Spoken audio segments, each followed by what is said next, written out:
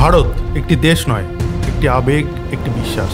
আর এই বিশ্বাসের উপর যখন আঘাত আসে তখন আমরা কি সবাই চুপ করে থাকবো? কখনোই না। আর আজ এই গল্প সেই বিশ্বাসের উপর আঘাতের জবাবের, আর এই জবাবের নামই হচ্ছে অপারেশন মহাদেব। আজ থেকে মাত্র 3 মাস আগে, অর্থাৎ 2025 সালের 22শে এপ্রিল, জম্মু কাশ্মীরের পহেলগামের বৈশায়ন উপত্যকায় আমাদের দেশের বিভিন্ন রাজ্য থেকে প্রায় 26 জন পর্যটক সেখানে গিয়েছিল ছুটি কাটাতে। পাক মদতপুষ্ট লস্করি তৈবার জঙ্গিরা সেখানে ঘাঁটি বেঁধেছিল।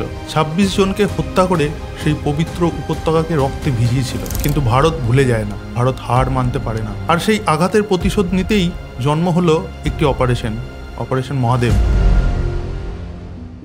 নমস্কার বন্ধুরা, case study by Arijit YouTube চ্যানেলের আরেকটি ভিডিওতে আপনাদের স্বাগত। ভিডিওটিতে যাওয়ার আগে বলে রাখি, আপনারা যারা এখনো পর্যন্ত আমাদের এই চ্যানেলটিকে সাবস্ক্রাইব করেননি, অবশ্যই সাবস্ক্রাইব করুন। কারণ আপনাদের এক একটি সাবস্ক্রিপশন আপনাদের কাছে কোনো মূল্য না থাকলেও আমাদেরকে নতুন নতুন এরকম ভিডিও বানানোর মোটিভেশন যোগায়। চলুন শুরু করা যাক আজকের ভিডিওটি। মহাদেব শ্রীনগরের জবারওয়ান রেঞ্জের একটি সুবিশাল পাহাড়। আর এটি শুধুমাত্র একটি পাহাড় নয়, একটি শক্তির প্রতীক, একটি বিশ্বাসের জায়গা। আর এই নামটিকে সামনে রেখেই শুরু হলো এক দুঃসাহসিক অভিযান। উদ্দেশ্য ছিল একটাই, পহেলগামের যে 26 জন পর্যটককে নির্মমভাবে হত্যা করেছিল লস্করি তৈবার জঙ্গি সংগঠনের মাস্টারমাইন্ড হাসিম মুসা ওরফে আবুল সুলেমানকে খুঁজে বের করা এবং তাকে নিকেশ করা। আর এই অভিযান কিন্তু 1-2 দিনের ছিল না, টানা 14 দিন ধরে তাদেরকে ট্র্যাক করা হচ্ছিল। গোয়েন্দা তথ্য থেকে শুরু করে যাযাবরদের কাছ থেকে ইনফরমেশন নিয়ে আমাদের সুরক্ষা কর্মীরা এক নিখুঁত অভিযান চালালেন। আর ঠিক তখনই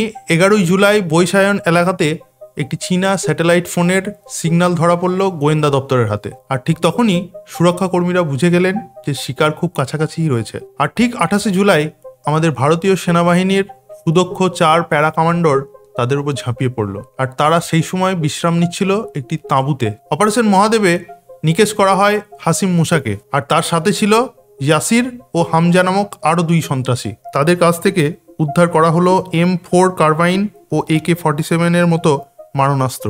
অপারেশন মহাদেব শুধুমাত্র একটি সামরিক অভিযান নয়, এটি আমাদের সেনাবাহিনীর একটা অদম্য ইচ্ছার প্রতীক। হ্যাঁ, অভিযান কিন্তু এখনো শেষ হয়নি। গোয়েন্দাদের তথ্য অনুসারে এখনো কিছু সন্ত্রাসী ওই এলাকায় লুকিয়ে থাকতে পারে, কিন্তু ভারত সর্বদা প্রস্তুত।